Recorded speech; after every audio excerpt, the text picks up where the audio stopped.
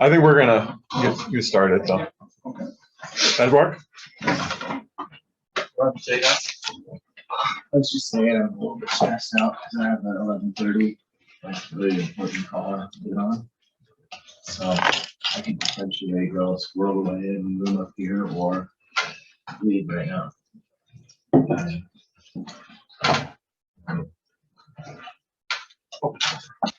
You're worried about internet? Yeah, or just having the ability to get on. Has your laptop been kicking off? Yeah. You need another laptop. Yeah, mine's working. I'll get on it. Try to get on it. Okay. Let's try to do a quick recap of the breakout sessions. You want to start there? Just Sure. Yeah, good conversation about potential workshops. I've got a large list of things I need to follow up on, like Michelle and and budget and stuff. But and it sounds like there's a really solid group of potential offerings from last year that apparently have decided to commit again for Missoula. So I need to follow up with those folks and collaborate a little bit with Kenny, a couple months ago about that. He said, the list that you have, they verbally committed, but I still need to follow up personally with them on it. Yeah, I mean, kind of some of the more classic workshops like UAS and census, intro classes with Brian Anderson and Esri and stuff. So we have an idea of potentially, sending out a quick survey if you're able to attend. Can you provide a, both general interest on what do you see, what would you want, what would you be willing to attend as a workshop? I guess in part of that though, would you want a list to select from instead of listing?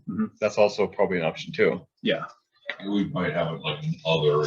Yeah. Just have a small selection. Yeah. Yep. That's good. Other and have somebody type in. Yep. That's good. Start with Some basic boxes. Yep. Yeah. It doesn't need to be, 8 paragraphs long. Yes. Right. Yep. Just basic. Couple other interesting conversations is historically, as always, it's kind of that Esri based conference, really. So is it our responsibility to, and I think we just brought up, there's multiple members that I think have historically just not been members because they're not an Esri shop or don't use Esri. So do we want, should it be our responsibility as an organization to somehow draw those that don't use Esri products and offer Qt, GIS, or other software applications, either presentations or maybe even a workshop? So we'll likely include that in the survey and just gauge interest. And then I think, as always, just discussing, a little bit about having folks come in with offering like classes, courses that offer certifications versus just more of a presentation style. And if it's feasible, if we're able to pay people to come in and do it versus volunteering. I know historically we've comped them like rooms and stuff, but do we have other options as far as maybe paying them to come in if it's a legitimate Yeah. We talked about that concept of bringing in really high quality. Yeah, we usually have one every year at least. And offsetting costs of that. Yeah. So, so yeah, I've got some responsibilities to follow up with folks, you know, talk a little, touch base with, you know, Michelle, and also look at, you know, historic surveys that have been done in the past as far as, you know, post-conference. There's always a lot of feedback. I wish we'd done this. I wish this was offered. I mean, you have access to our Survey Monkey, so I'll work through some of those surveys. And, yeah, there's some good content out there, and I think sometimes we lack to harvest from the content of that too. So yeah, that'd be good to go through some of those surveys. Okay. Phoebe or Michelle, do you want to recap for conference? Sure, I'll try to keep it brief. But we did cover quite a few topics on kind of breezing over the conference format, keeping it Monday, Tuesday, Wednesday, Thursday kind of format, and time of year of the conference. I think it still works best for now. You mentioned maybe changing up the keynote speaker time frame from a lunch position to a different spot, maybe towards the end of the conference or the evening, and like defining the role of what is our community night. So I think that question has come up in the past, and it kind of varies depending on the conference. And it might vary this year depending on the circumstances around COVID, how open we want it to be. Did you say community night?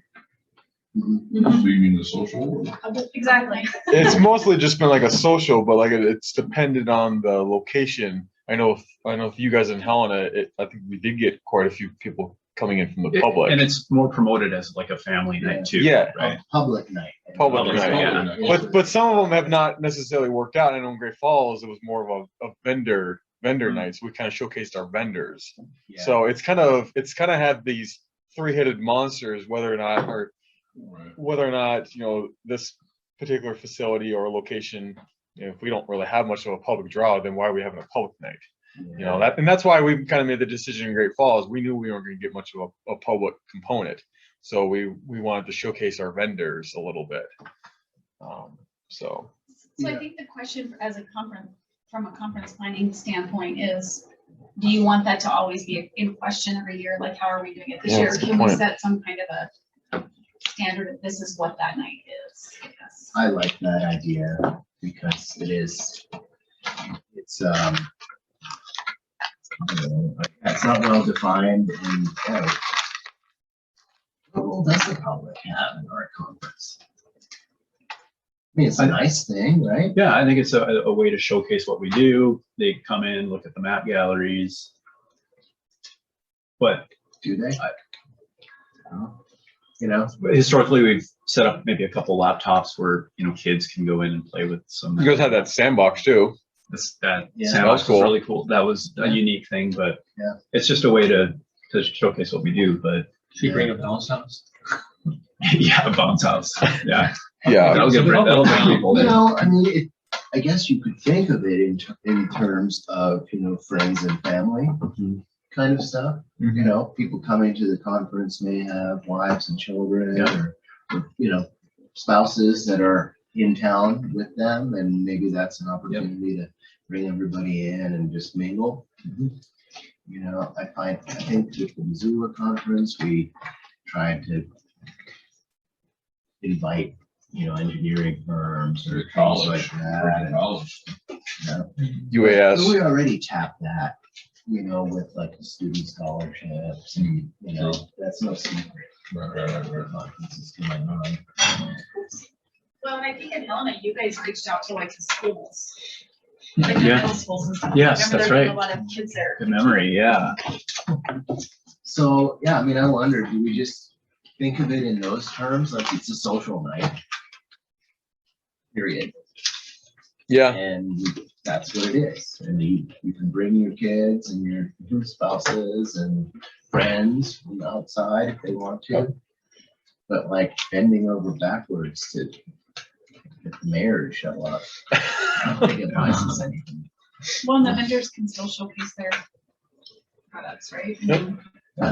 Yeah, you know, it's always dependent on the location, but I think we typically try to have that social event in where we're showcasing our vendors. So Yes. that's, I mean, the Great Falls space was great to do both, really. It was kind of a really good social room and a good place where we can kind of circle our vendors around the outside.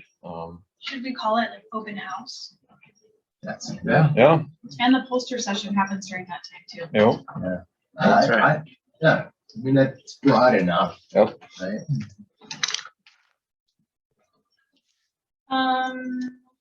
Another point, another like defining what something is, the Montana Summit and the like versus a membership annual meeting. Like, are we gonna call it the summit or call it the annual meeting?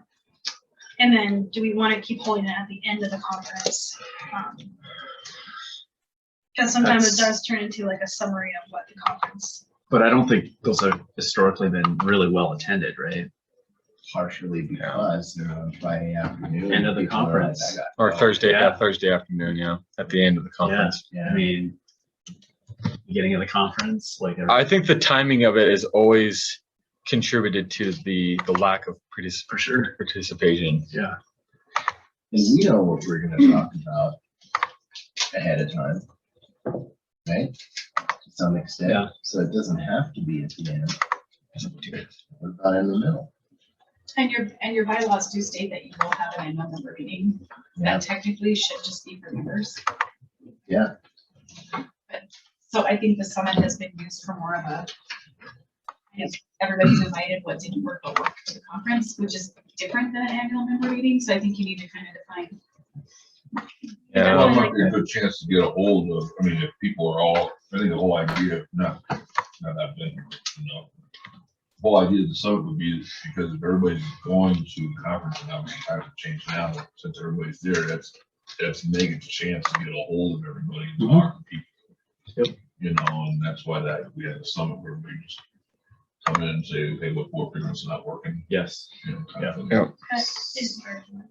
The summit that I remember, the one that sticks out in my mind as being like really successful was, might have been Great Falls, or no, it might have been Billings. Anyway, it was focused around basically like a salary survey kind of thing.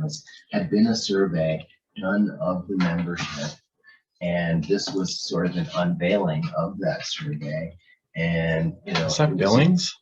Yeah, I think it was Billings. Anyway, it was the first one that I had attended, and I was like, yeah, that was good. And it basically just revealed some of the, what we have found of the membership. That might be a good way to introduce to new members. So we still like the idea that you went to the conference environment, or like you could have it totally separate. What if we make it a track? Not a track, but like a talk. Like a dedicated time in the middle of the conference where there isn't a.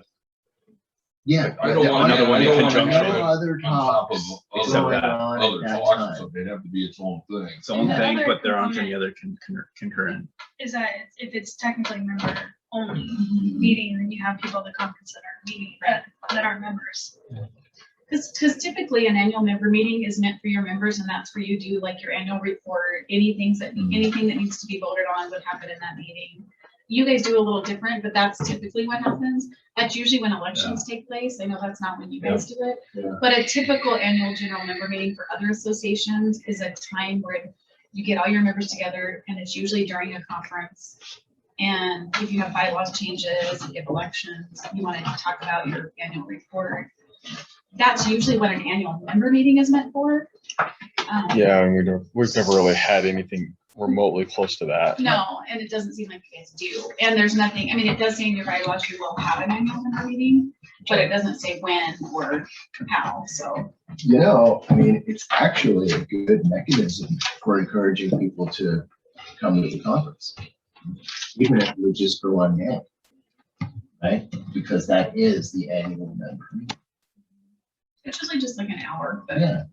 So, So if we made it a track, A track. presentation where nothing else is occurring, and we announce it at lunch, And we say, the annual member meeting will take place, you know, between 2 and 3, or 1 and 2 in this room. Please join us. Like on a Wednesday or something, you still have the next day of Right. something early on, right? Yeah. Where people are still And engaged to and talk about what the damn board just said.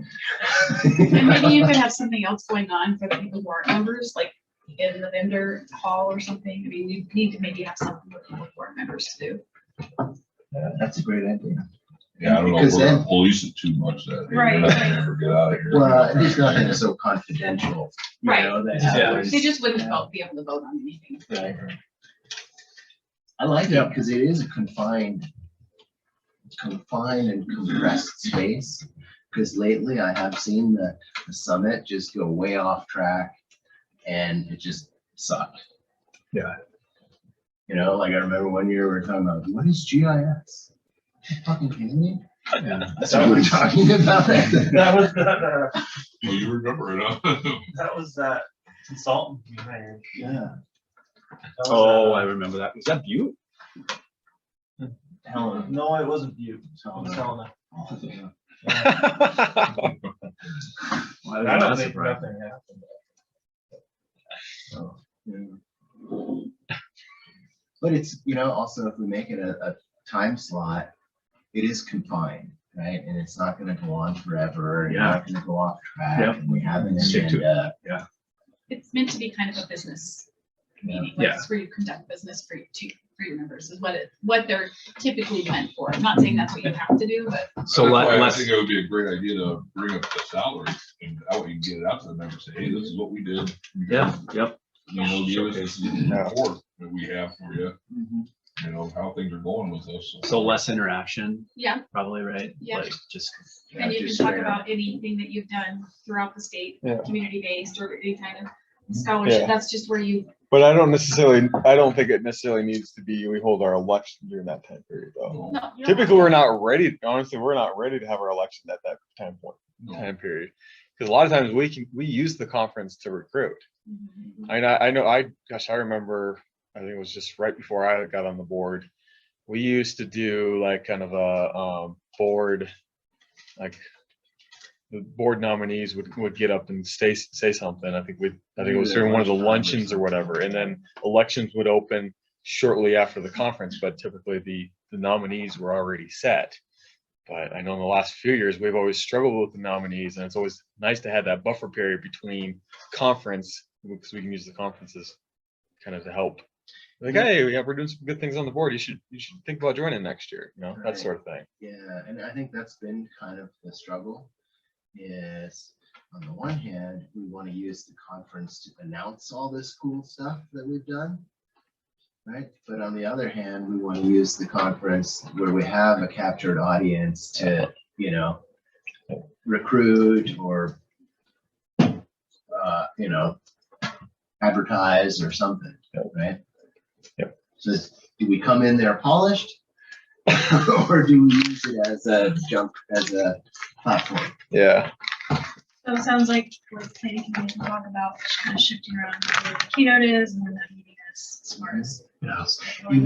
You know, it'd be kind of cool. I don't know.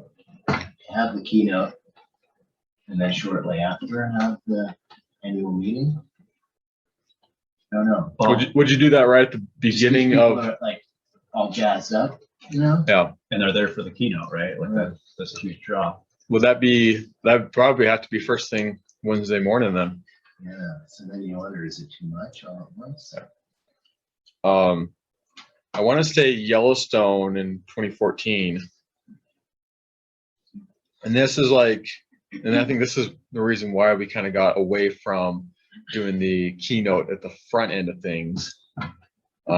Because some people are not even there until like 10 o'clock that Wednesday. Sometimes if they're driving up or if it's like 9:30 or I remember 9. That one, that was in, we had that in March. It's nice to have it at lunch. Yeah. Well, actually, no, I think the Billings one, they had two. They had a plenary right at the beginning of the sessions on Wednesday. And then I think they did do a keynote later.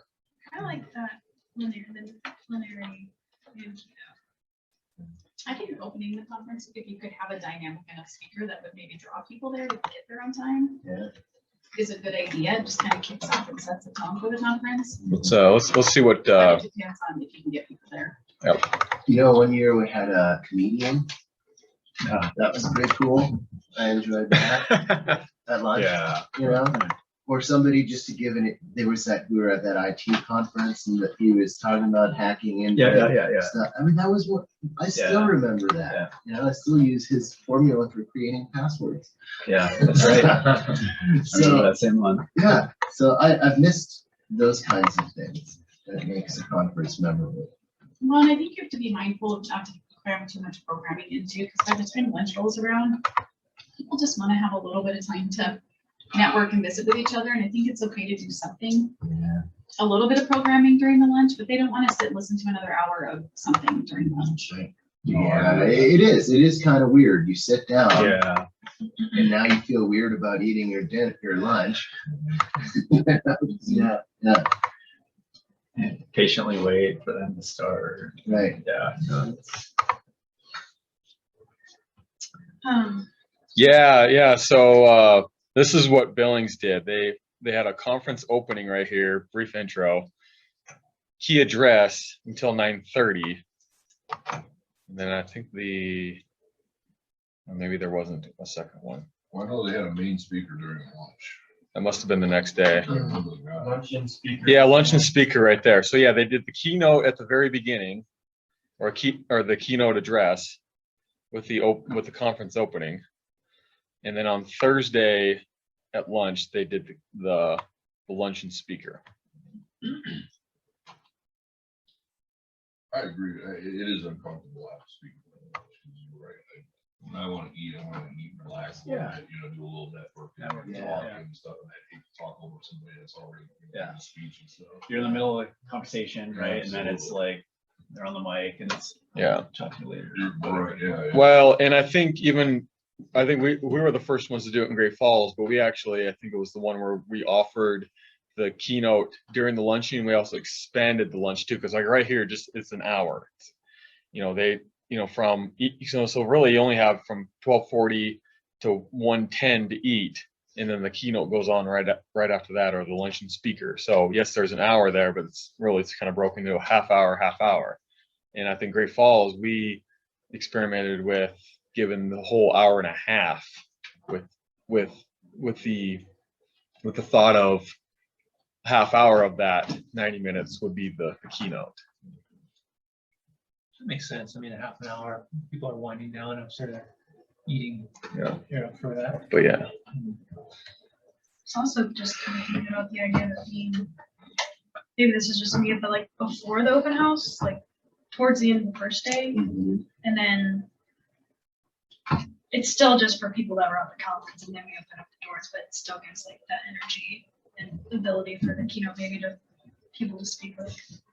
No, when you say the first day, you're talking about the Wednesday. Yes. That probably bites into some presentation times, but that's definitely some things we can like talk about. Got a lot of ideas. Because a couple other quick points. One question, we were like, are board members automatically planning committee members? Like, we can assume that, or just kind of like ask, kind of, see what your interest is. And then, like, are you one of the workshop chair? Absolutely. Yeah. Yeah, I was gonna say, are you the workshop? Yeah. I was updating the planning committee list because we did get 2 people that expressed interest in being on the committee this year. Good. And Phoebe and I were talking, and I'm like, I don't know, is the board just automatically part of the committee? And again, like, as like, I guess that's like kind of my point as a liaison to be. So.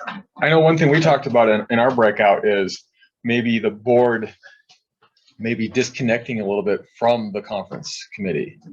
A lot of us always attend those committee meetings, but maybe at that point we could kind of just leave that to the local committee and our conference liaison and our administration to handle, and the rest of us can kind of still focus on our committees, leading our committees, and obviously our work plan that that we are setting that is non-conference related. Certain. Our conference is a big part of it, but sometimes our, our focus of the conference can kind of deter or blur the remaining of our objectives or our work plan. Right. Certain. So So- you can feel free to have a role if you would like one. Yeah. Otherwise, we can like reach out if something is overlapping, I think that's good. For sure, the technical committee, yeah, should be a part of it. Yes, correct. Yeah, the technical committee, they're kind of in charge of setting the workshop agenda essentially. And then one other thing, we were also just talking about tracks, confirming that we're happy with the tracks that we have. We had a new one called GIS and Health. We added, there were only 3, but that was kind of the product of being in a year of COVID. So far, we have utilities, emergency services, remote sensing, UAS, census, natural resources, and conservation, government. GIS. Yeah, that's right. I think some of those overlap for sure. And I think even if you get 3, like in health, it still There's you, Jason. is promoting. 2012. Still, showcasing that we're at least offering it and, Thinking about the future. yeah, maybe. I don't know. So I seem pretty happy with those. And we're happy to use. If they're wide enough, you can squeeze whatever you want in there. Cool. Yeah, Calspell also did kind of a different format too. It's interesting because they did workshops Monday, Tuesday afternoon, or then Tuesday morning, but then the summit was also on Tuesday, and then the Tuesday afternoon you kind of jump into the keynote and public night, and then Wednesday and Thursday is all about presentations. So Condensed. that forces people in on Tuesday. Tuesday. Yeah, so that would that's another conversation we potentially have too. I mean, could we want to extend this another day? That would definitely give us time to have our annual meeting on during the Wednesday content, because there's just so much, just opens up so much more opportunities to have these little one-offs. And Well, if you get everybody in there on Tuesday, then it's, potentially we get Monday, and that could be like, would help out the hotels and yeah, all that, the board and stuff. yeah, I'm not that's following. So what, yeah, I'm not following either. so I wasn't able to find like a schedule at a glance. But this is what 2012, and like I remember this conference, and it did seem like a longer conference. But it brought more people in on Tuesday because a lot of the stuff was happening, like the preliminary keynote was Tuesday at lunch or whatever, or shortly after lunch. And then, it's the afternoon or whatever, but yeah, you can have your Montana Summit on Tuesday, the keynote, and then you go straight into the social event on Tuesday. Yeah, so the workshops are like. But this was the last time this format's ever been done. Once Billings took it from 14, they kind of changed it. So workshops would stop like at 1. Yeah, or midday. I would have to 12. see what this looked like. Page What do we- 26. I'm just curious, what are we thinking right now? Are we thinking Starting. Tuesday, Wednesday, Thursday? For the conference. Oh, here's Yeah. a schedule at a glance right Yeah, here. instead of just Wednesday, Thursday, then start the conference on Tuesday. Yeah, so this had the summit on Tuesday at 1. Well, just like, Okay. like you say, on Tuesday, you'd have the keynote and you'd have like the summit at that time. So you wouldn't have workshops in the afternoon on Tuesday. Yeah, you would have workshops. So yeah, it does condense our workshop schedule a little bit, but like we are kind of stretched a little bit with some of our workshops anyway. But yeah, workshops all day Monday, and then until noon on Tuesday morning. And then you have time to do the summit, keynote in the afternoon. And then you got your social event. So you just like kind of like we were talking about the keynote, that could be a good opportunity to kind of jazz everybody up. We have a good speaker. You're not tired from listening to the presentation all day. Yeah, exactly. Because some people might not even be coming in until the keynote, Right. So that might be the first thing that they do is the keynote. And then the summit after, or the annual conference. Is there any kind of thing you could offer on that afternoon too, that would offer a certification? information that would draw people there. Yeah. I was like, you almost need something to draw people. Let's get dangerous. There you go. Yeah. I don't know, I'm feeling a little anxious about having too much time. I think this needs, if we need to think of a compressed 3 days. That's how much attention somebody can give us. This would be 3 days though, because it would be Tuesday afternoon, Wednesday all day, and then some people jet out early on Thursday. So really it's 3/4 of a day on Thursday. I think that's all we got. You know, we can even end probably at 3 o'clock on Thursday and feel pretty good about it. Yeah, especially if you're not doing the summit. You're just Yeah. basically flip-flopping the summit from Thursday afternoon. to Yeah, Tuesday. well, in the summer would almost be like the annual meeting. You know, we essentially would just flip these, maybe do the keynote followed by Yeah. the annual meeting. But then you would have to have something along with the annual meeting for folks that weren't necessarily interested in the annual meeting, or non-members that are just like, well, this is stupid. Yeah. Well, I think if you could do the annual meeting and that kind of thing on whatever day, in the beginning, in the evening. Right? Like, let's say Tuesday evening, if you could do it, because that allows you can travel that day. Well, this would be 3 o'clock, so you're kind of getting into the evening, Yeah. I don't know, maybe we gotta think about it a little bit. because it could even be 4 to 5. Because if you have to travel to get there, you know, it sucks to burn a day just to travel. To some extent, right? So if you could travel and then have something, you know, that takes place in the evening, Yeah, that could, you know, you would be efficient with your time. yeah. Have the annual meeting and then the social. Yeah, I mean, this has always been, and I'd be, you know, it'd be, our social sometimes isn't very well attended. A lot of people are still rolling in Wednesday morning, but like having the keynote and the annual meeting on Tuesday, it kind of almost is like, it almost extends the conference another half day, almost not necessarily forces, but it depends on how well you value the keynote. And this would almost be an extra half day that we could take advantage of if this content is at the front of our conference. And you could still, offer a cocktail yeah, That's what I'm thinking. during that. Little work, little Honestly, I went play. to a conference and the last keynote of the day was from 4 to 5, and they were so worried people were gonna leave, they gave me a free yeah. cocktail. I mean, There you go. it's that late. We could, yeah, And everybody went. And you know, the Yeah. other part here is we're kind of preaching to the choir with the annual meeting. Right? We don't need to get jazzed up for that. Right? It's business. You're here because you're a member and you care and you want to know what's going on. So we do that. We're going to socialize anyways, right? Whether we make that formal or not, yeah, that's going to happen. Yeah. And then on Wednesday morning or something, we can have the keynote to really kick it off. Whatever that is, right? Because then it's not just the members, it's everybody, and it's like, all right, we're Well, getting started. okay. I think that's the concern, is drawing people to that annual meeting. Like, people are just, might not commit to coming early if they know Then it's just don't. Then you obviously, then you don't care, I guess, right? Or you Well- have a really good keynote speaker that's a draw that would get people there. Right.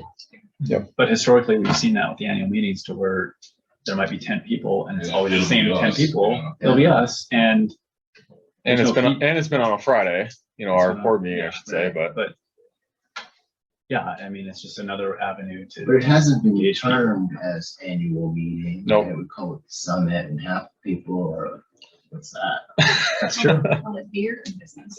Beer and business. Ooh, Beer and business. I like it. No, historically, it's been like, what can we do better? And what, you know, Yeah, what, like, it's a nice thing. it's a nice but, thing to like, maybe attend, but doesn't everyone's mean like, shit to yeah, me. exactly. So if we, yeah.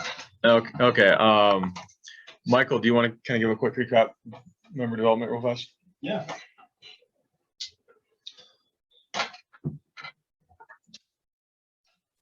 That was a good rabbit hole to go down to, but Yeah, it's a cool. Such a. So, member development, we discussed, salary survey. First and foremost, Jeff mentioned getting a meeting together to kind of get that finalized in October. Talking about using our 2018 survey results and kind of comparing that against the new data to give folks, something to see how things have changed. We also talked about, the formatting of the report, Steve's already done a lot of work in that some of the board members have seen, shared during the calls, but also doing an executive summary that's essentially highlighted a few things. It'd be the first page, and some people wouldn't necessarily read past that, so it'd be kind of a summary. Yep. Yeah, yep. And then, of course, touching on the comparison to the 18 survey. Yep. We talked a little bit about how having that just be available to our members, which I think that's pretty Member benefit. Yeah. pretty well received here as a membership benefit. We also talked about growing our membership. There's been a lot of talk about that over the years. One of the avenues we discussed is kind of looking at more expanded partnerships with other organizations. One in particular that we could look at near term, and we have kind of a champion of sorts in Andrew Stickney to spearhead that, would be the Montana Association of Planners. Basically offering them maybe free booth space at our conference. In return of a space at their conference. In return of space theirs, and then even more so, using their communication avenues to share information from us, and then vice versa, to where he would also share information from them in a bit more regular fashion. We talked a little bit about Marls and some other organizations, but Yeah, that's what I wondered if they were included too. Yep, we talked about them, kind of re-engaging them a little bit.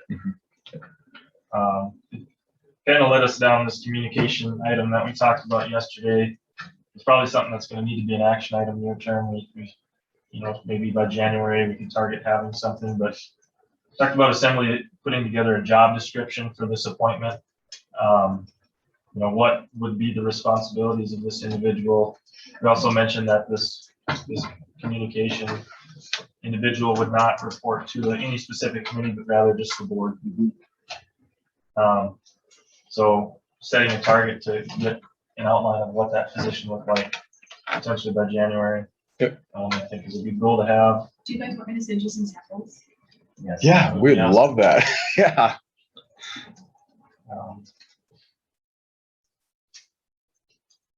We went through, why we haven't been able to get a lot of committee traction from non-board members the last few years. Of course, the big excuse is the conference that I've used a lot, but with Michelle and some of the changes, I think we can diversify what the board members are doing a little bit more. Having maybe more focused engagement to some of these prospective committee members, as opposed to just a general email. Maybe it's a phone call. Jeff mentions it's pretty hard to say no to somebody over the phone, but then finding out who those individuals are, likely people we already have existing relationships with. And then sell to them why this position would benefit them. Yeah, the big thing, at least for me, was, we send out these, it's a great opportunity to help our community, but really Jerry's key points. these generation, the newer generation, it's like, how is this going to help me? Yep. So I think that needs to be our forefront. Yep. But it's not just a resume thing, but yeah, I don't know. I mean, nobody has to be here. You know what I mean? Nobody has to be a member. Yeah. And so it really, your participation, it shouldn't be looking for compensation for participation. I think is maybe going down the wrong path in terms of it's more of a service. yeah. Right? Yeah, that's the way we think about it. Yeah. Other Yeah, members not don't though. necessarily Yeah. saying- Other members don't. Yeah. Well, that's- then there's nothing you're going to do that's going to incite them to feel that way, Yeah. right? But if you reach out to somebody and you say, "Hey, I need some help with this. I hear you're really good at it. Are you available?" Wow, I'm honored you'd ask me. I'm glad to hear. That's kind of what Michael was. I guess tell your story with what Janelle had sent you quite a few years ago. Yeah, the old Janelle, this was a while back, sent a focus email to a group of us that she saw had interest in utilities. And she kind of addressed it to us in a way that was like, you have expertise in this category, as you said, would you please help us? And it was a call for track chairs or whatever. It got me engaged because it was more of an address to me specifically. Right. She said, I looked at your profile, saw that you were interested in this, or there was another time, like we've seen you, maybe it could be a LinkedIn reference, like you said, you're really good at this, we'd love to have your expertise on this. Yeah, and if not, hey, that's cool, I understand. Call the next person. But I just, not necessarily, what I was referring to is not necessarily the compensation, but a way to just highlight a few key things that would benefit them from being a part of a committee or our organization in some capacity. Yeah, well, because it's also one thing to tell somebody, okay, we'd like some help on the technical committee. Well, what does that look like? What would I be doing? That sort of thing, kind of more of a just narrowing that tunnel of. I need you to call a couple people about this. Yeah. But I think most people, when you do ask them that kind of thing, especially with, here are the 3 things I need you to do, that's easy to respond to. Yeah. Or it's a lot easier to respond to than, can I count on you for help? I think so. Yeah. What am I helping with? Yeah. The other person I've been in touch with is Diane Papano, that's maybe as well, actually. And she's a professional, technical communicator. Has anyone heard from her lately though? Well, I'm looking at her LinkedIn, and she's working at IT business analyst project manager for Montana Department of Public Health and Human Services. Yeah. So I don't know if she'd be somebody who would be willing to do a few one-offs on. I don't know how much bandwidth you'd want from a communication officer, as it were. How often do we need to gather or disseminate any pieces of information? Well, I think we talked about some of that yesterday, right? Probably the hardest part about that whole communication piece is coming up with the thing you want to communicate. And that's really our job. We have to formulate that piece. I think maybe we can do it with some counsel. Yeah. Right? Yeah. And I think that was kind of her job too. Her role at the state library for a while. Okay. And I think it's kind of a role. Yeah. In this health and human services. I mean, since you have some communication with her already, right? Well, I mean, from a while ago, but yeah. Might be it worth starting a conversation with her. I totally would. Yeah, for sure. The other thing to what? I can reach out to her, see if she might have any interest in, or at least having a conversation about possibly doing what. Communication. Oh, the communication. I think the other thing to remember and consider too is just how to engage, how to reach out to folks about the benefit of MAGIP in general. Obviously we want to try to reach out to folks for participation and committees and volunteering for time and stuff. But I think, it's $30 a year, right? Like, how do we get planners and, private entities to commit to becoming a member? Like, how do we promote MAGIP to some of these folks? Because, I think we could get more potentially, but, we created that mentoring program a long time ago, specifically for members, with the hope that would entice folks, to become a member. I don't think it's being used. But if we were to talk about MAGIP, like do we have a document that we can send folks? Do we have, what do we have to entice people to commit to this organization, right? That was a component of going to the annual conference, because we found that during conference years, our memberships spiked, and people were like, yeah, I want to be part of this group. So that was the plan. But I think, some of the stuff that we were talking about yesterday, one of the benefits of being part of a larger organization rather than just being an individual professional is that you can tap into this broader knowledge, like some of that legislative information we could bring to the people. And, I was thinking about the salary survey. what if we grew that and called it like this? And we do that you would roll it out at the annual meeting, and we call it like the state of the profession or something of that nature, where salary is, and all that stuff is part of it. But like, what are the emerging topics in our profession this year? You know, or what are some of the challenges facing our organization? Or, right? And then that becomes like a publication that we put out every year. It has some credibility or some established vetting.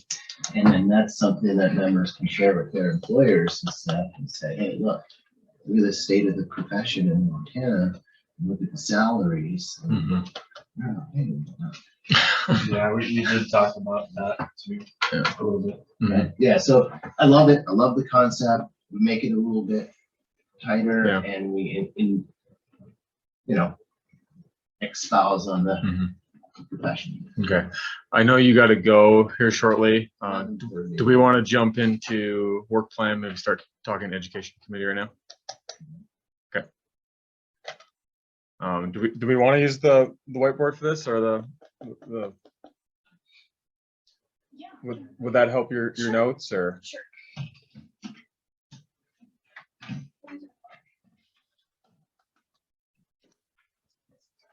Way to capture moments, right? Yeah.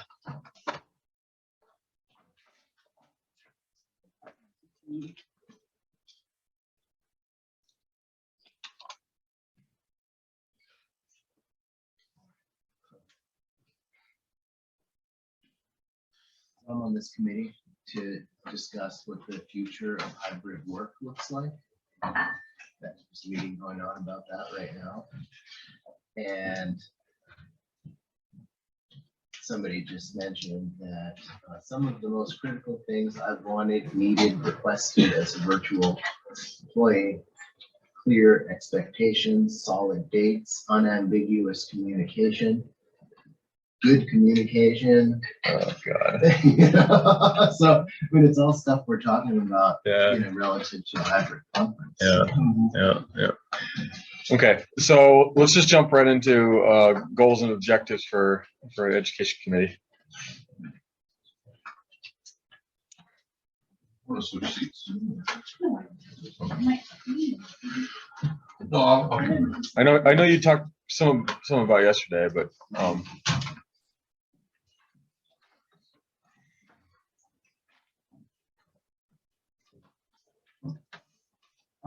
So I'll just express it really quickly. I think I'm lucky in the sense that the goals of this committee are pretty straightforward, which is to have a support students and educators. Right? I think the support for students is again straightforward. I have made a good effort over the last couple of years to try to balance our committee between Missoula and Bozeman. We're really heavy in Missoula with little representation in Bozeman. We're much better on that front now. And yeah.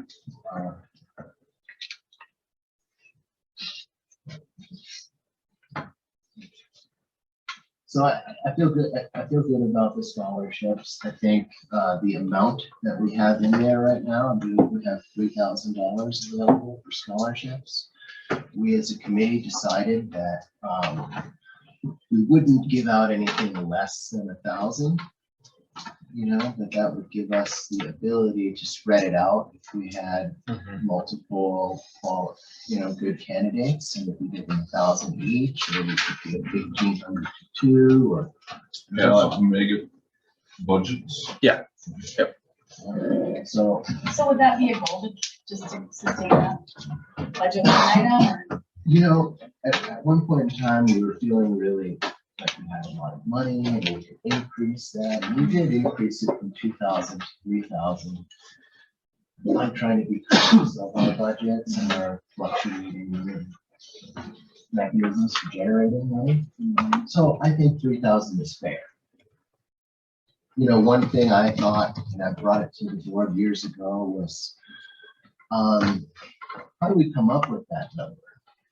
And should it be a percentage of our annual budget? You know what I mean? Like, how do we determine 3,000? You know, why not 5? Why not 2? You know, and so something to think about. But is it something like that you would want to? I would have to see what our total budget number was, and then does it fluctuate year to year? It's probably not now. Yeah. But maybe it was in the past, just depending on which, well, especially before the conference, you know, like years that we weren't hosting the conference, it was significantly less. We were budgeting significantly less because we weren't having a plan for a conference, but. Yeah, so, you know, anyway, I think we could probably sustain 3,000, and if we need to, as I've done in the past, we can look for external funding for the scholarships. Well, wasn't there 1,000 that was contributed from Red Castle? Is that Red Castle partnership still exist, or did that kind of just drop off, or? You know, it's because I used to work for them. Yeah, I do remember that. Yeah. We need $2,000 a year, but I can continue to look for stuff like that. Anyway, I don't want to belabor it too much, but it might be something for us to think about as an organization, is supporting students through scholarships something that we're dedicated to doing? Is that like part of the core of our mission? And then to what extent? You know, is it 5% of our operating budget? 1%? You know, something like that. And what are the scholarships, remind me, because I know we have stipends for like the conference, but that's always confusing, but the scholarships are meant for students to use for. See, that's kind of the thing that has annoyed me for years, is conference attendance. We call those student scholarships, you know, and it's actually a very different animal than Yeah, those are more of a putting money stipend. in somebody's account. Yeah, those are more of a stipend, right? Yeah. Like a travel stipend and then a comp registration fee. Right. So those are different. And so these are meant more for a student to use for. This money goes to the financial aid office and it offsets their fees. So if you got $750 in fees and you get $1,000 scholarship, your fees will be paid for and you get a check for $250. And it's meant to support a research project. Have we ever had dedicated fundraiser events besides? We have talked about some things like that. The problem is we didn't have a bucket to put that money in. It just went into the operating fund. Right? And then we take money from the operating fund to support these things. So we didn't have like a specific account that we would put the money in. So that's one thing we talked about yesterday too. You know, the education grant is very difficult to give out for a number of reasons that we talked about yesterday. So in years where we don't give it out, we don't give it out. That money doesn't get allocated for that. And it just kind of floats away in all of our other expenditures. And that's different than this, the education grants. It's different in the sense that education grants are meant to support a teacher or something that would teach this material. So yeah, I mean, should we think about carrying that money over? You know, on both cases, you know, like have an education fund. Yeah. So Rob, your so the total budget this year was 69,000. So scholarships is roughly just a little less than 5% of that. So, but I'd be curious what that looks like in previous. Yeah, and maybe we could graph that out and come up with a number that we're comfortable with. Yep. Have you guys ever done this as starting about like an education foundation? Maybe not seriously enough. It'd be something worthwhile. Right? Don't we have a van shelter? Something or We other? can take Yeah. a percentage of the endowment to support scholarships. That's kind of how that's It's on here. right? I thought there was some I mean, I sort of- think there's some like good, tax breaks and stuff on doing that too. Yeah, so the, Just might be something. to think about. yeah, that's the K through 12 one, is that Van Shellheimer one. Yeah. So And then you could do like. But that's the one that we've options and stuff struggled like to that. fulfill the last couple of Like, years. like, for example, there's that. I mean, we typically never really have issues with the higher education one. There's the Zuring scholarship. And so he was my advisor. And anyway, when he retired, he put $25,000 of his own money into this foundation. And then the interest off of that is used to support scholarship. I mean, that's something we could potentially shoot for. You know what I mean? Make it independent of our operating budget. Just might be something to think about. I like the idea. It does create a little bit of stability. Yeah. So what we might have to do if we want to get serious about that in the over the next several years, you know, siphon off a little bit of money every year off the budget and start putting it into that account. And then potentially do a fundraiser or other ways. Yeah, you could do like a silent auction. I think I know we've done raffle, but you could do like a silent auction at the conference or something, and that money would be dedicated towards Towards the education. Yeah, I like that idea. We kind of did something like that, but I don't know if it ever. It just didn't go anywhere.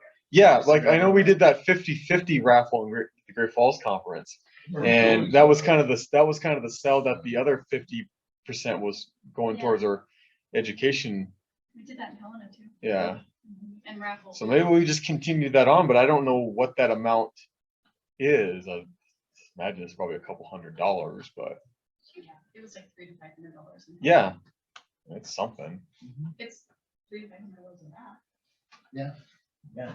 You could, we already have math competitions, I guess, but like you could also turn that into a fundraiser, like enter your math for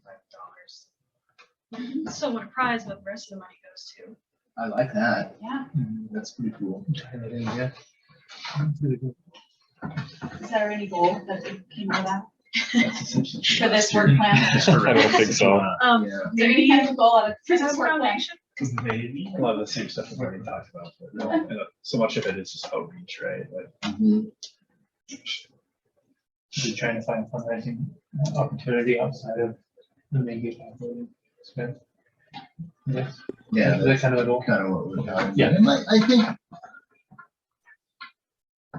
I think that makes sense. You know, those kids in Fort Bend, they're raising money to go like study abroad or go on trips. Yeah. They sell like sides of beef, like a whole cow, or rifles. This is very hasty. So much. It's Podunk town, but yeah. But people put down $20 in hopes of getting that 243 or whatever is up for grabs. Yeah. All about the kids. And it's for the kids. And a good rifle. Yeah. Hopefully. Yeah, we could do that. Yeah. So another goal was your publication idea too. Yeah, another thing that we've kind of been talking about is, you know, publishing conference proceedings. Mhm. You know, it could be as simple as just compiling the abstracts and putting that together. What I've seen in other organizations is you have the opportunity to take the talk you gave, you know, about the project or whatever, and then write it full on paper. Just like creating like a repository for all the work and then publishing it, or? Yeah, and you know, especially for the younger professionals, having some published material, it's good for your resume and.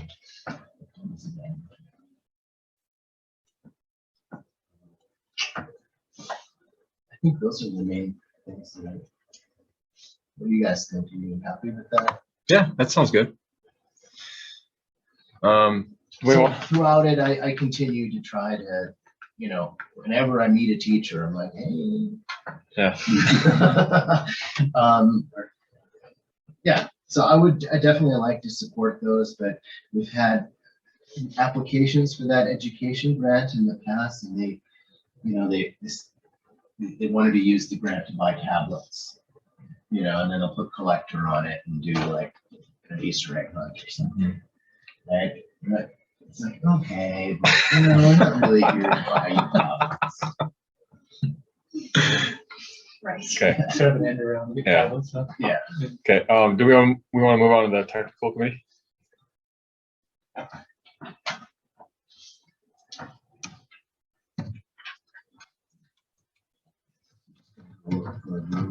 Set up in here. Yeah, and you can take either one of those rooms downstairs too. Yeah, there's the desk in the downstairs in there now. Is there? Yeah, the one you were in, right? Yeah, so just down the stairs to the right before you exit.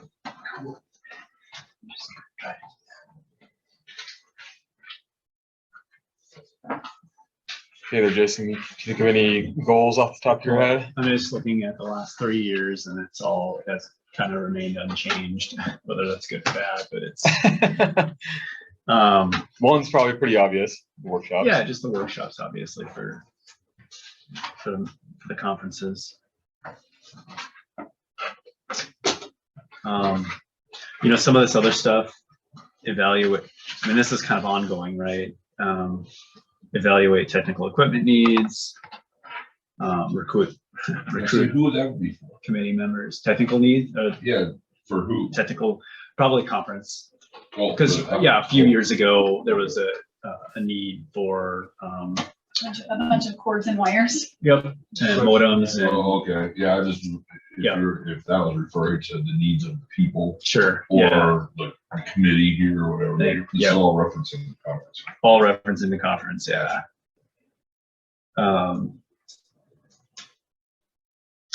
So, yeah, recruiting committee members and, you know, it references promote use of discussion forums, which we talked a little bit about yesterday. Those old goals or new goals? No, these are all, I'm just reviewing, like, So they're- literally the past 4 years, it's the same, it's been the same goals. Maybe goals to revisit. Yeah, I'm just reading them. I for sure, obviously, it's commitment to doing whatever we need to do for the workshops for the conference. Yeah, plan workshops for the upcoming conference is a good goal. Yeah, I mean, and that's really the commitment of the tech committee chair, right? It's Mhm. mostly just the conference. You know, this other stuff is just a part of the job, right? Provide updates to the board and stuff like that. So, I mean, outside of the conference, obviously, I mean, we continue to try to engage with the members in the community about any technical issues that they want us to, you know, review or I guess review. I know, you know, I shared with our tech committee meeting here, you know, Chris Larson reached out. She's retiring, but she's heavily been involved with cartography aspects and stuff. And she's just like, hey, we have to make sure that we remind our members there's some best practices. I really think that we need to, you know, promote that. And this was more engagement for having something for the conference, right? Yeah. But at least being that committee / entity for folks to reach out to for any issues or questions and stuff, continue to do that, right? Historically, has there been any other responsibilities that you guys can think of for the tech committee? Yeah, I mean, if you want to make a goal to, you know, kind of reestablish a committee, that might be a good start too. Well, yeah, I mean, I anticipate that will. I mean, I sent that a couple months ago, and obviously, as we get closer to the conference, you know, we'll start having meetings and things like that. And that's just an obvious, like. Yeah. Well, I think it's still a good goal to have, though, for sure, though. Is it We talked a little bit about the best practices kind of getting reignited yesterday by Emily.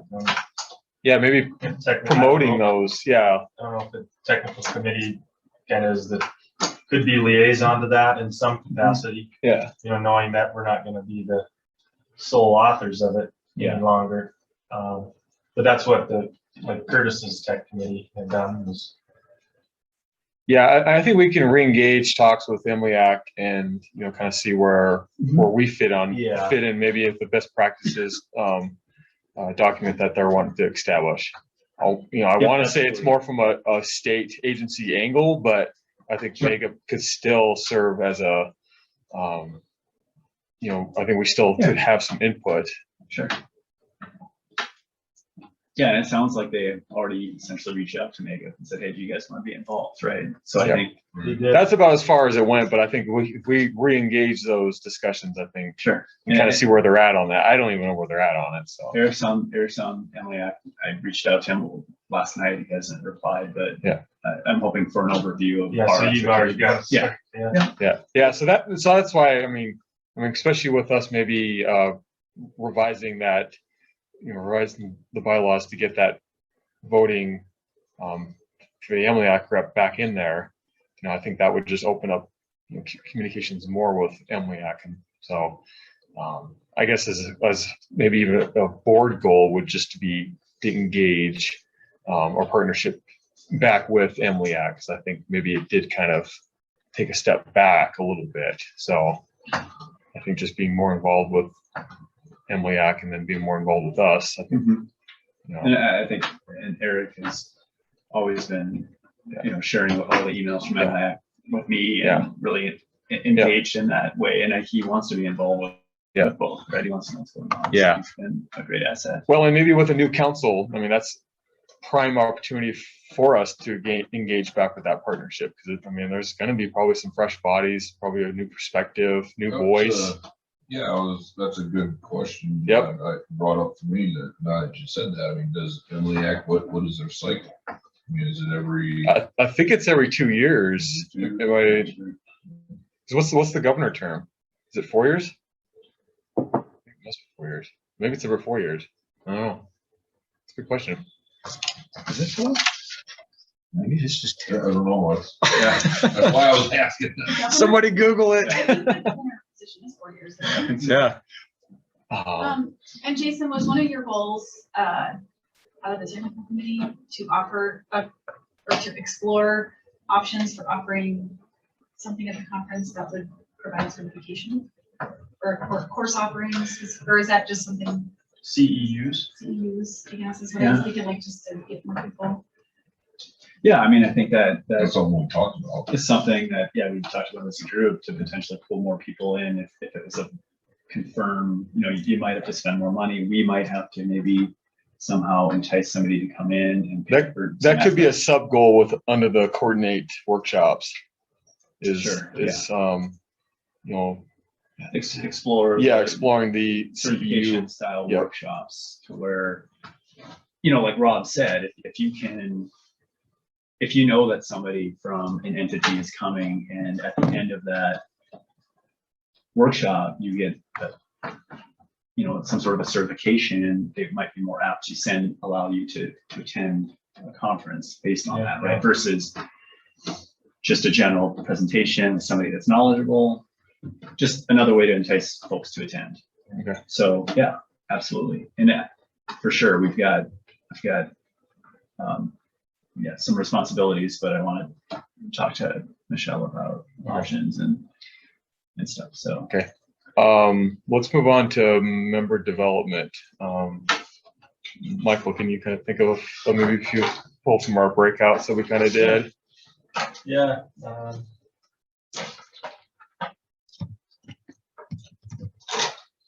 I think a key goal is distributing the salary survey report. Yep.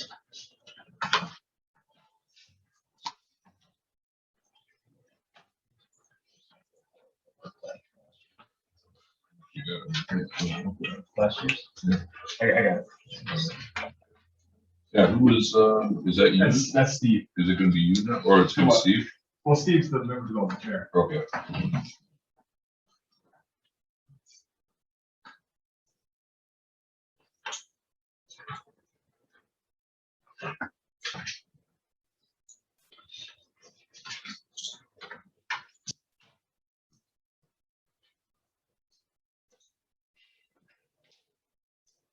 So.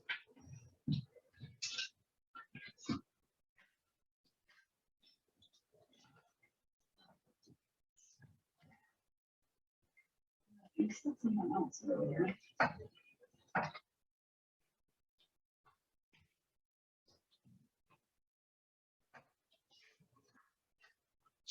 What are you looking for?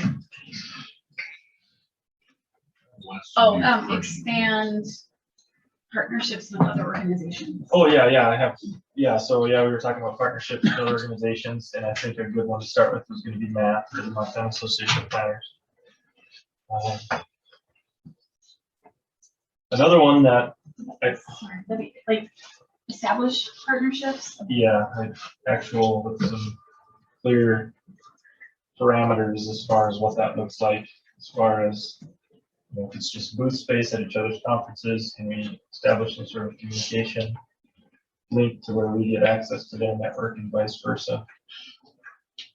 Well, since we were talking about it under membership development, but I think you can put it under this goal, but I think we probably should put it under the work plan as a board goal, but something with the communications PIO position, appointed position. I don't think that belongs under membership development specifically, but that's more of a board goal, but we can at least list it here. I want to bring up something Nate talked about during our discussion. I didn't get to do an overview as a yearly journal publication. We talked about it last year too, having like a newsletter type thing. It's been talked about over and over and over again since I've been on the board. Others been kind of quarterly, yearly, monthly. There was a spotlight, just something, some cohesive strategy to engage our membership as an organization, as opposed to having these one-off things. Don't know what that looks like. And could that be like a goal under communications PIO? I think it'd be linked, yeah. In that case, I think you'd have member development and the communications PIO collaborating. Yeah. Well, we're trying to go underneath the published proceedings, right, for the education part. Yeah. No, That's different, right? that's different. Yeah. This journal, and maybe you want to expand on it, maybe a little bit. I wouldn't necessarily. I guess. Yeah, go ahead there, Dave.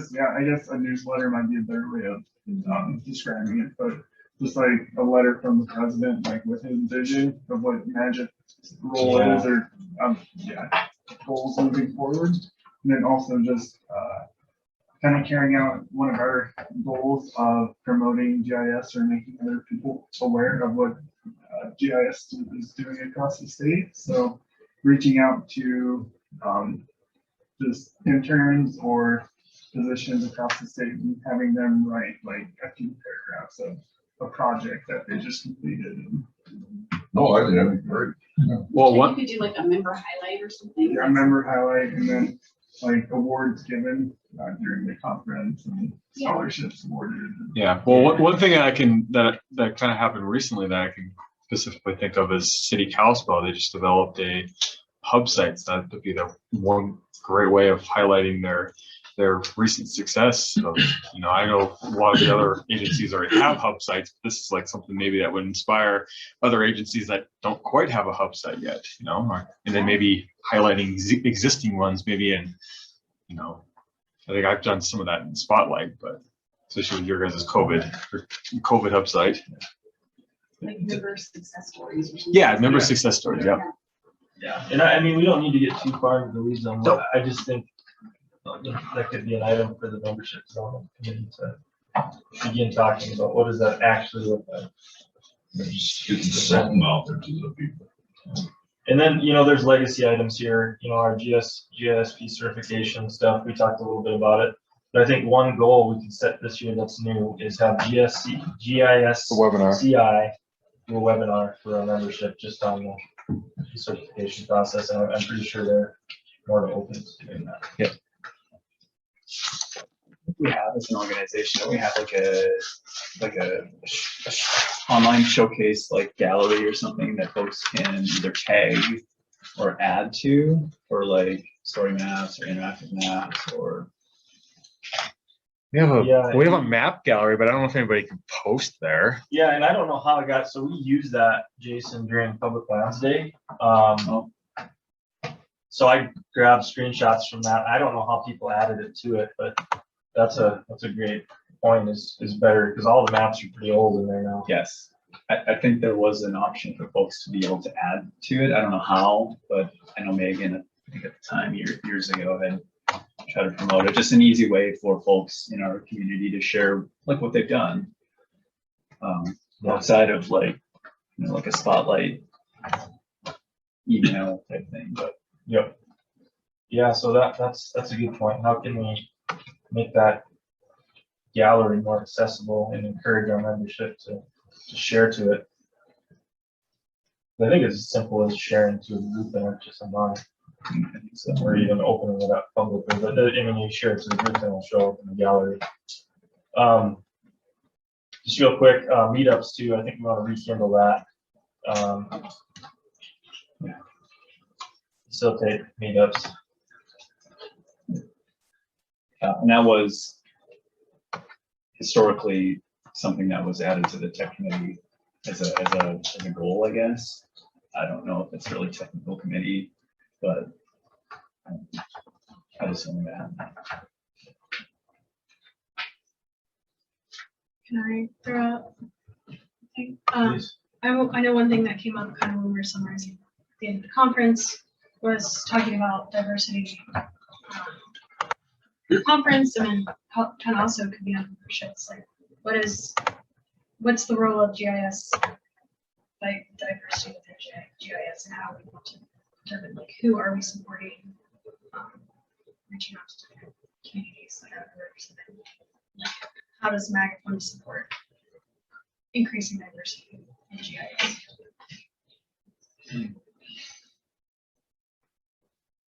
Something to think about, I think, kind of as a, as a modern organization. Yeah. And definitely diversity thought, diversity cultural. Yeah, that could be like a whole session, right? Like diversity and inclusivity and GIS. That might be something to talk about as a potential session conference. Yeah. Yeah, for sure. When is the last time maybe we've talked about before that? Have you guys ever increased your membership dues? They always just been $30. Not since I've been in it. Yeah, from what I remember. So. I mean, I think it's something you could think about, but that would have to go along with like hey, we're kind of refreshing some of our member benefits. You'd have to let people know there's value to it, but ideally, so right now I was looking, you guys bring in, it looks about $7,000 a year.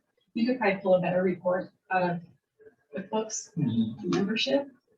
I mean, obviously that's probably always a goal, right, to increase membership, but ideally membership revenue would pay for our management fee for the part, and it probably does. If you portion out the amount of time we spend on the conference, and I think we do, like our monthly bills have a percentage of our time for admin and a percentage of time for conference. Yeah. But you want to make sure that your membership dues are paying for our Makes sense. the proportion of our admin, which I can pull a report and see if they probably are, but that's just a goal to make sure that that's being covered. Yeah. Well, there's kind of two coins to this too, because I know like ERISA, it's expensive. I think it's like $100 a year to join or whatever membership is. It's 190 every 2 years. Okay, so essentially almost 100 a year.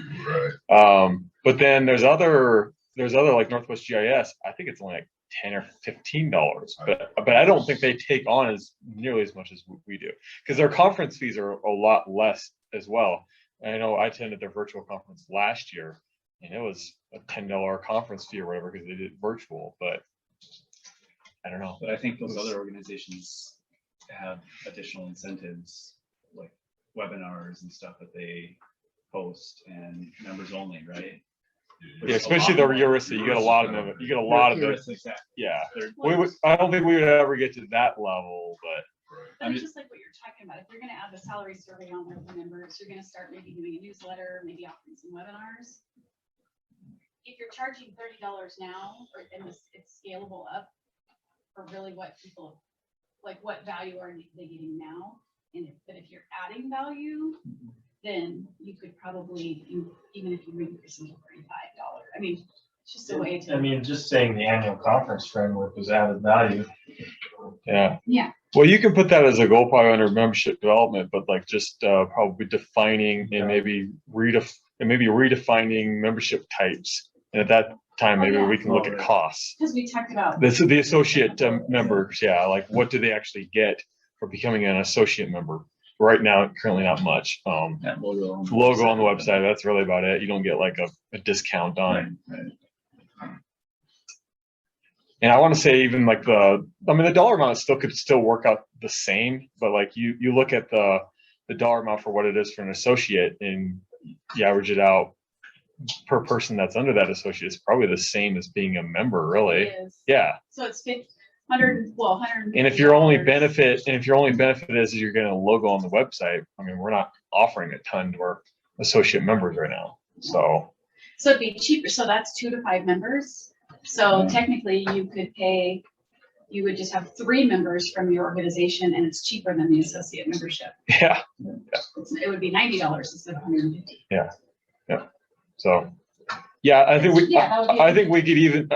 could shoot for maybe before January's meeting to at least look at that. You know, if we have a proposal on the table by then, if not, we can at least talk about it, generating a proposal.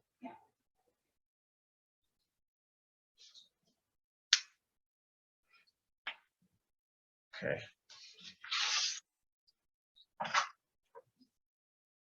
Let's go conference committee.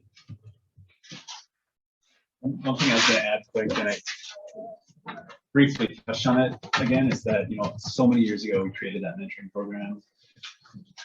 What do we need to do with it? Like, Question. I mean, really, I think it's been stagnant. It was added as an option, an additional benefit for membership and stuff, but if it's not being used, it hasn't been promoted for sure.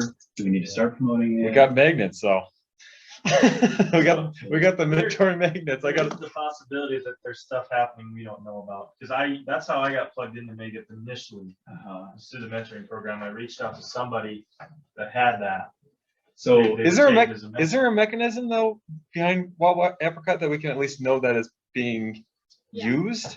But I know it's kind of closed off that we wouldn't necessarily need to know who it's being used by. I think that's unanimous. I just saw this person was a mentor, anonymous. and then I sent him an email, and then we just. So with that, I think as far as the program goes, I think there's a process set in place to where, if you reached out and you guys collaborated and you created a project or somebody helped, I think there's some sort of a reporting mechanism technically that's supposed to be done so that the program is aware of it. Yeah. It's, a policy and procedure within that mentoring page. Nobody, who has time to monitor it. Obviously, that checkbox is huge. Like who knows SQL? Are they member yet? So yeah, query it and they say, it's awesome. And their mentor. That's a great benefit. That right there. Yeah. Is, But if we're not really, using it as what it was intended for, like a true mentoring program, following up and stuff, like maybe we can figure out what to do with it. Lasting Yeah. Would there be a opportunity at the conference to have that before the conference and like a meetup with mentors? Yeah, I like a that. mentor meetup I or like something? that idea. Do some sort of, like within our company, we have a program where you apply for it and they just assign you to a mentor. And then they have us meet a few times and do trainings, and maybe there could be, like, if you want to participate, you get a pool of mentors, a pool of proteges, and just assign them for a quick little 1 hour connection.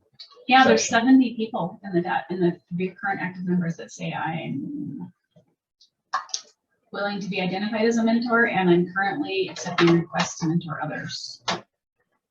So like you said, maybe you reach out to those and do at the conference, do like a mentor meetup or something. Yeah. It seems like that wouldn't be too hard to facilitate.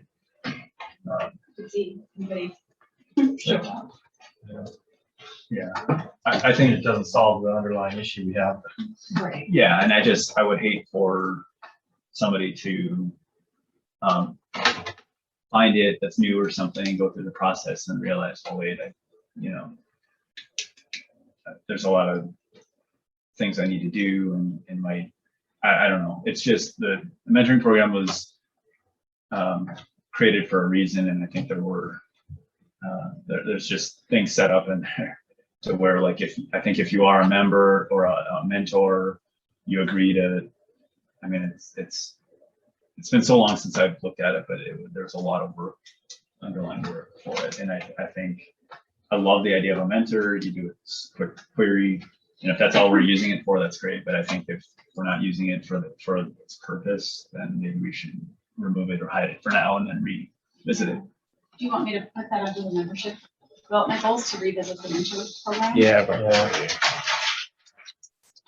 Lots of goals under that one. Yeah. It's interesting. So I just found this slideshow about MAGIP mentoring. okay. That refers to, like, Esri's mentoring program, GSCI, as a mentoring program. So we have self-service categorized as. I kind of remember having something like that at a conference or whatever, especially for the GS. Yeah, the doctor's The office. doctor's office. Yeah, there you go, the doctor's office, exactly. So, I mean, we pointed as self-service, this one piece of it. Self-service, virtual mentor. Okay, I guess we can just move on to the conference committee. Yeah, so is there gonna be a board meeting? Cause I'm probably gonna have to leave here pretty quick around then. Okay. Guessing we won't have one. Well, we kind of have to now that we put the Zoom meeting up. Well, it's supposed to be going on right now. I have it shared right now, so Do you have it open? Oh, no. yeah. Are there people on? There's two. I've admitted up to 4, but I think a couple have dropped off. But Oh, were there people on? yeah, for a little bit, yeah. Is Eric on? No, I don't think so. What? We are going to continue on with the goals. Yeah, let's continue on with goals and we'll see where we're at.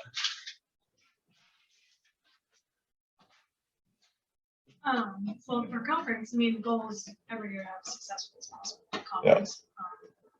Plan the annual conference. A couple of things that we just talked about that,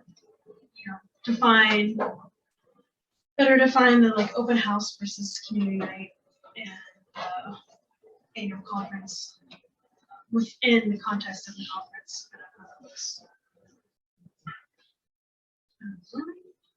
I'm not sure. I don't remember if we finalized the I'm looking at last year. We had draft mission statement for conference liaison. I don't know if we went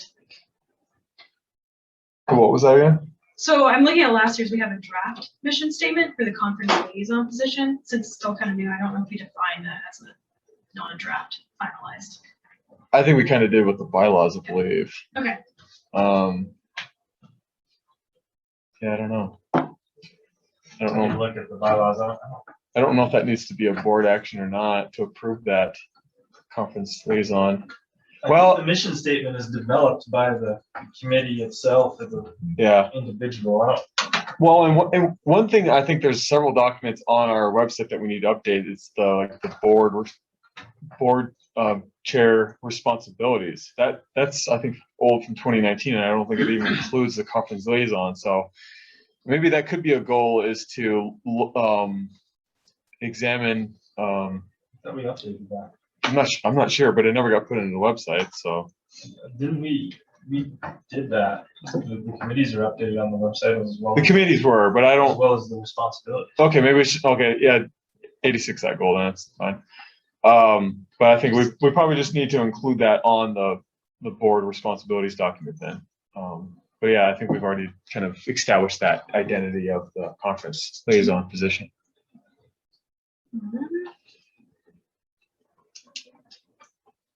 One of the goals be to determine the 2024 location, 2023 location.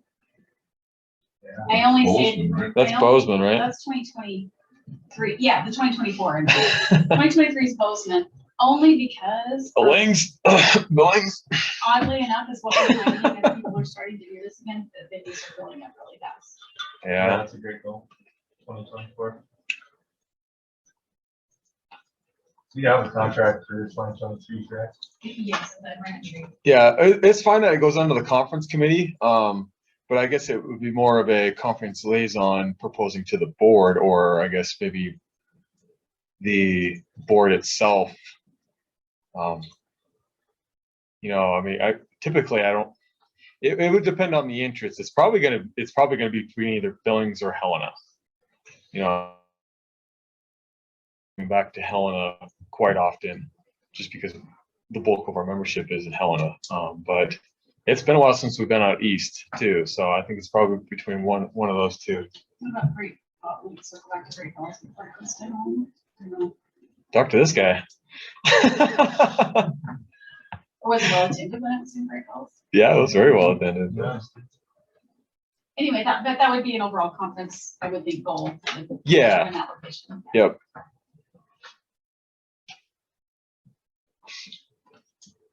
Yeah. Something we want to engage, like at the, well, probably not the annual meeting, but we want to reach out to members just to ask.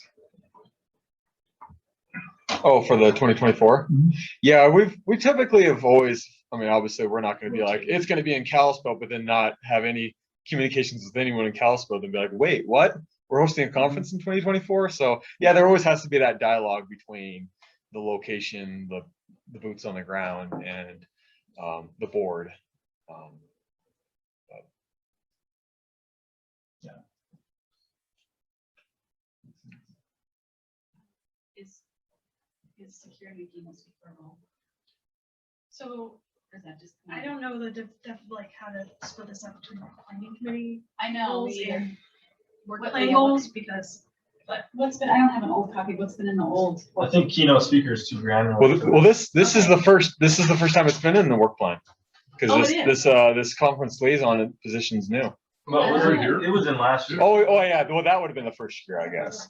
Yeah, that would have been the first year. Sorry. It's just, it's high level stuff. It's work with the committee to Yep. help maintain planning documentation and drive, set timeline, implement a plan, and then analyze metrics after the conference. Yeah, because it's the conference planning's goals to Gotcha. establish a keynote, establish the schedule, you know, all that kind of stuff. I'm just gonna make a note to review goals from last time, because they're probably very similar.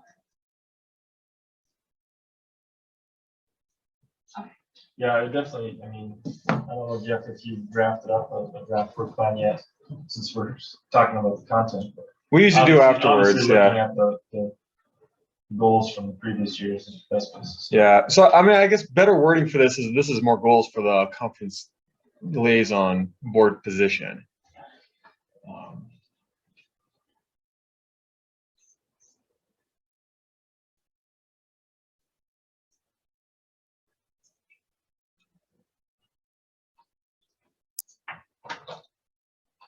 and I mean, I know this will be kind of the first year of being just a liaison and working Yep. directly with a chair and the board. Yep.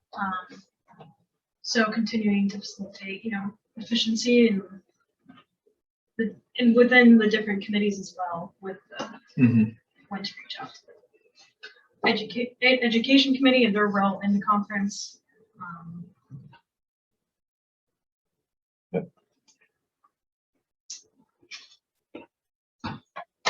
Okay, do we want to talk about anything else with the work plan? I mean, we don't necessarily have to get into other individual Well, positions. there's but- a whole nother section on administrative, Yeah. that we haven't talked about. Yeah, so we can talk with about your goals if you'd like, administration goals. Yeah, let me tell you this Did color. you wanna look at last year? You got lots of colors in I there. know, and I can't find a good one. Hold on. Dang it. Oh, thank you.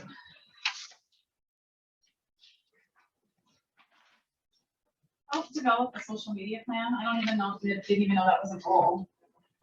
I wouldn't put that on there. It was a goal from last year's work plan. Yeah. We did. Yeah.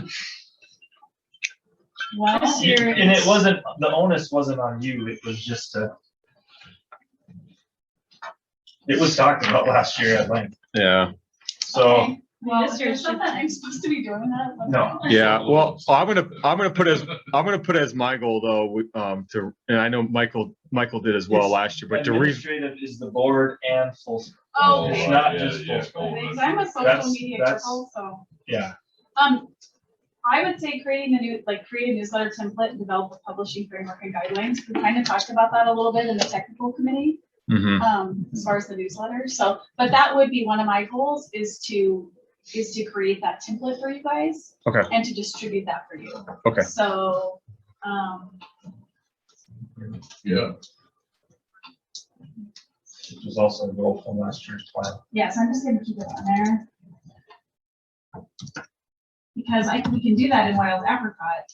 And then maybe what would the other goal under this be, maybe it's part of the framework, but maybe I can establish, once you guys decide whether you want to do it quarterly or annually, then I could set up a timeline to send out reminders to you all. Like Yep.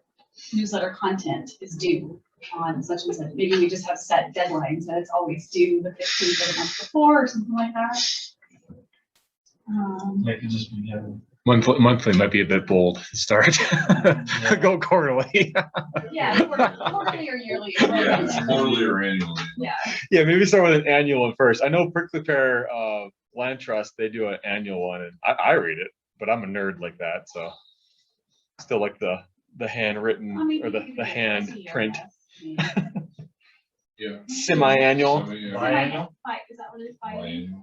I believe biannual. Well, because like the half year one can include like the election stuff, who got elected. I mean, that one would be fairly simple, and we just have to come up with content for the January one. Biannual is every twice a year. Biannual, so do you want to start with a biannual maybe?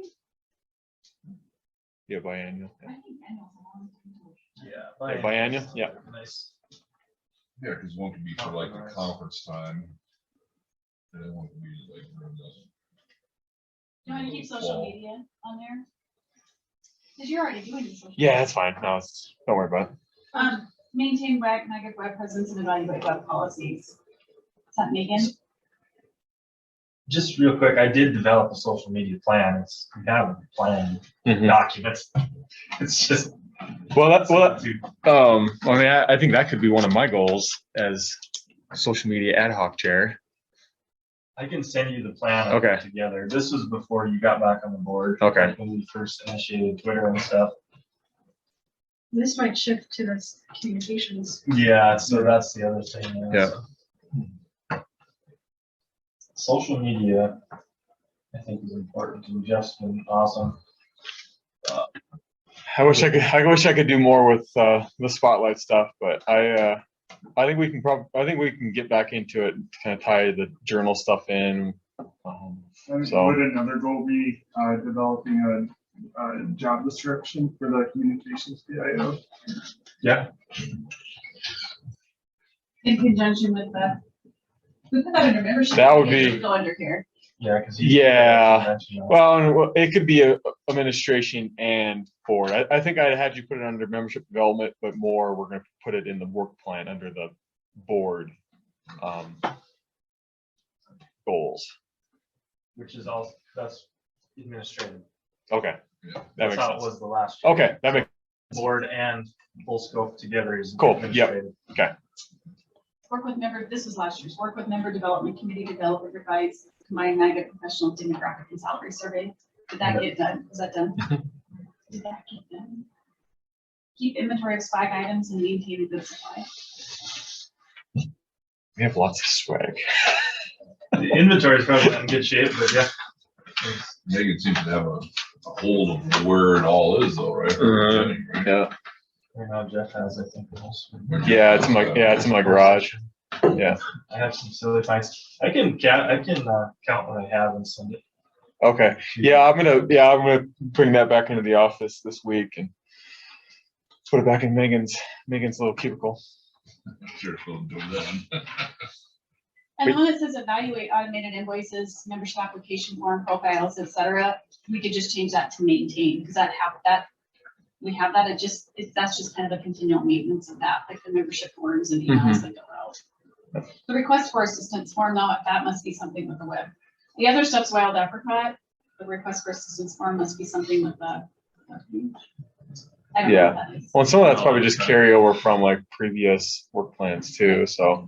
But that just becomes more of a maintenance item, really. Yeah. And then provide budget proposal to treasurer for a budget by October board meeting. Yeah, it is October, isn't it? Okay, so Or is it fiscal year this year? Did we change it to fiscal year though? Or is it more?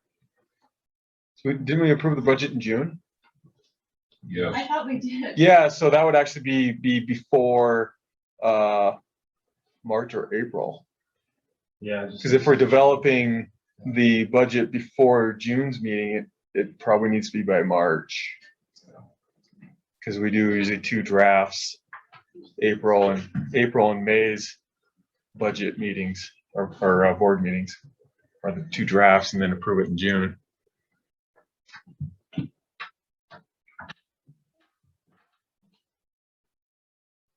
I'm gonna provide monthly authentic pay reports to treasurer.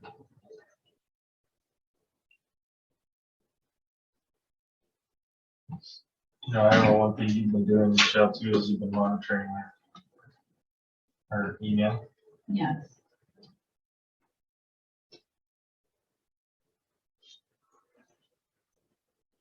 It's been pretty quiet lately, but I do forward the ones that I can't answer. Did you get the one I sent you? Yeah, he actually initially emailed me. Yeah, I need to get back to him. Because he kind of keeps emailing saying, "Are you guys getting this?" I don't even remember what it was about. It's some UAS company out of Oregon asking about the GIS being on the GIS contractors list. So, yeah. But I don't even know if it really fits, because then he has to have like a vendor's. I think he has to be registered with the state of Montana. He has to be a MAGIP member. There's so many different things you have to have before you get on that GIS contractors list. So I just had to send him that list. So. And there's just a lot of junk mail that comes through there. I've been noticing a lot of junk mail lately. I think I checked it one day because I was looking for an email that maybe the governor's office sent us, but There's a lot of junk mail all of a sudden. I don't know why, I just delete it all. And then I put stuff into the treasurer, like if we get the QuickBooks receipt, I write it into the treasurer folder, but yeah, we didn't like sign up. We didn't like get a subscription to anything. Sometimes that'll do it, but yeah, there's a lot of junk mail in there. I just go delete. Yep. What is not to jump subject here, what is the status of the treasurers? You said next week, you said that yesterday? Well, yeah. So hopefully in the next couple days, I should be officially like on the account and signing. Or you mean you're gonna, are you physically going there? You have to physically. I have. And so they've been, they submitted the documents and, it takes like 10 days. Is that something I still need to go to, or do I need to physically be there, or? I need to ask about how you can add. If you're gonna be a signer, Yeah, you will need to physically go to a branch. to a branch. And you can go to a branch in your town, Okay, that's, but you will